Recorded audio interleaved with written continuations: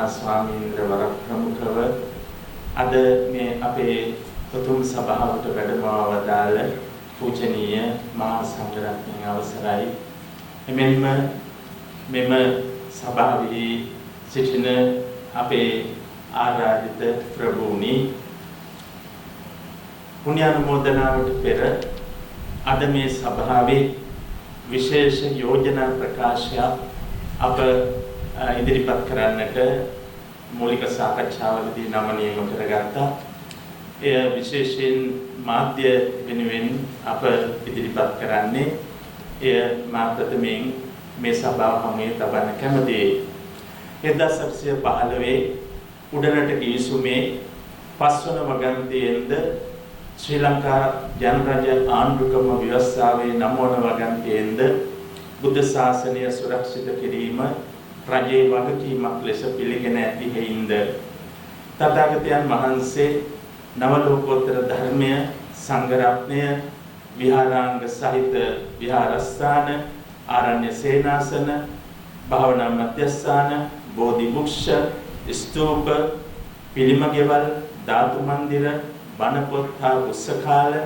උපෝෂථාගාර විහාරස්ථාන සන්තක කෙත්වතු හා දීපල බෞද්ධ අධ්‍යාපනය දේවාල සිල් මාතාවන් හා උපාසිකාරාම තෙරුවන් සරණ ගිය ගිහි ජනතාව බෞද්ධ සාහිත්‍ය සංස්කෘතිය හා ශිෂ්ටාචාරය බෞද්ධාගමික උත්සව පෙරහැර හා පුදසිරිත්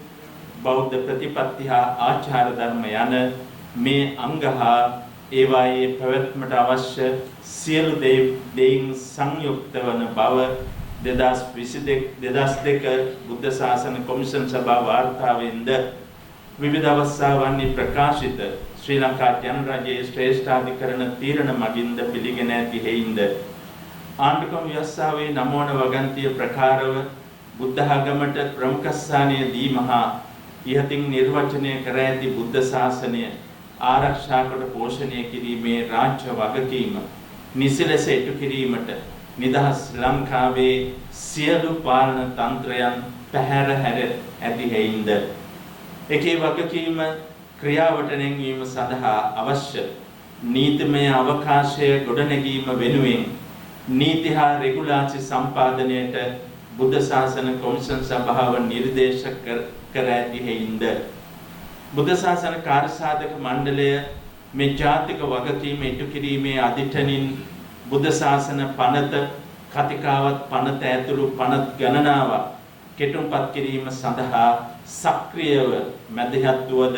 එකී පනත් හා නීති සම්මත කර ගැනීම පැහැර හැර ඇති හේින්ද එකී පනත් වහා සම්මත කර ගැනීමටත් විනාශ වී ඇති බෞද්ධ විහාරස්ථාන බෞද්ධ පුරාවස්තු නැවත ප්‍රතිසංස්කරණය කොට සුරක්ෂිත කිරීමට පියවර ගැනීමට විශේෂයෙන් උතුරු හා නැගෙනහිර පළාත්වල ඇති ඓතිහාසික බෞද්ධ ශිෂ්ටාස්ථාන හා පූජා භූමි සුරැකීමට විශේෂයෙන්ම එම පළාත්වල බෞද්ධ ජනතාවගේ ආගමික නිදහස ආරක්ෂා කිරීමට සමස්ත ජනතාව මතින් හා සදාචාර නොවන ක්‍රියාකාරකම් වලින් නිදහස් කොට ආරක්ෂා කර ගැනීමට සමස්ත ජනතාව මතින් හා සදාචාර නොවන ක්‍රියාකාරකම් වලින් නිදහස් කොට ආරක්ෂා කර ගැනීමට අධ්‍යාපන ප්‍රතිසංස්කරණ ඇතුළු සියලු රාජ්‍ය ප්‍රතිපත්ති ලක්දිව බෞද්ධ ශිෂ්ටාචාරය හා සාර ධර්ම වලට අනුගතව සකස් කිරීමට වහා රජයේ මැදිහත් විය යුතු බවට මෙත් සිතින් අද 2026 ජනවාරි මාස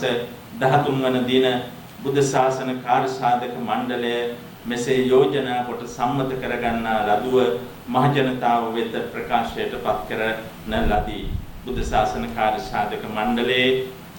200 වෙනි මහා සභාවේ වැදගත්ම ප්‍රකාශනය හැටියට එය මේ මොහොතේ අපි ප්‍රකාශයට පත් කළා. ඒ වගේම අපි සන්තෝෂ වෙනවා අපේ නායක හමුගේ දේශනාවේදී සඳහන් කළාseම අද රටේ වැඩිම කතා බහට පත් වෙන අධ්‍යාපන ප්‍රතිසංස්කරණ වෙනුවෙන් බුද්ධ ශාසන කාර්යසාධක මණ්ඩලය අග්‍රාමාත්‍යතුමිය හමු වී අපේ අදහස් ඉදිරිපත් කෙරුවා. හැබැයි ඒවා කිසිම ගණනකට ගත්තේ නැති බව මතක් කරන්න ඕනේ. අපිට පොරොන්දු වෙච්ච දේවල් කිසිවක් ඒවායේ ඇත්තේ නැහැ. අද අවසානයේ මේ මොහොතේ අපි සන්තෝෂ වෙනවා. තව දවස් කිහිපයකින් ක්‍රියාවට නම් වන්න හිටපු අධ්‍යාපන ප්‍රතිශාස් කරන 2027 දක්වා කල් තබන්න අද කැබිනට් මණ්ඩලය තීන්දුව කළා තියෙනවා.